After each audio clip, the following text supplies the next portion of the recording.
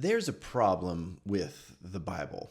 Now, it's not the problem that probably comes to mind when I say that. The problem is we don't read it.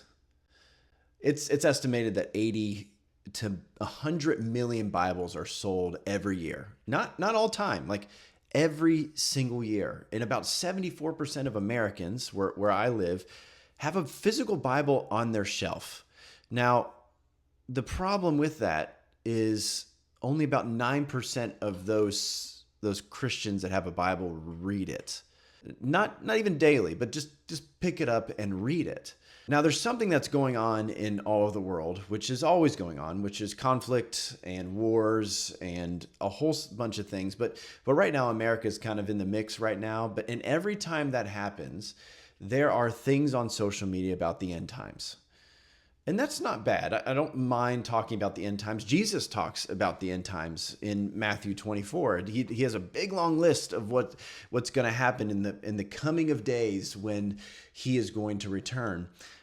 But right after that, he said, but don't concern yourself. Nobody knows, not even the angels know when Jesus is going to return. Only the Father knows.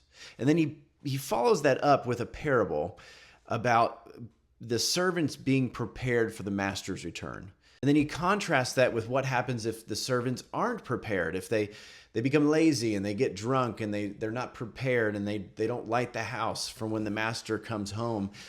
And it says at the end that he sends them to a place to get cut into pieces, and they're going to go to the place of weeping and gnashing of teeth. Now, what does that mean for us? That sounds horrifying.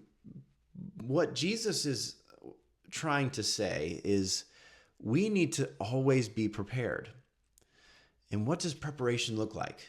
Preparation looks like following the commands of Jesus.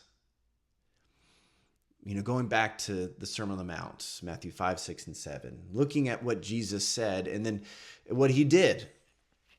And we're supposed to do that. We're supposed to try to be more and more like Jesus. So I have two recommendations for us today. Number one, it's okay to think about end times prophecy. It's really interesting. It causes a lot of buzz. But still follow the commands of Jesus. Don't get lazy on us. And number two, read your Bible more. It's important. Do it for all of us. Have a blessed day.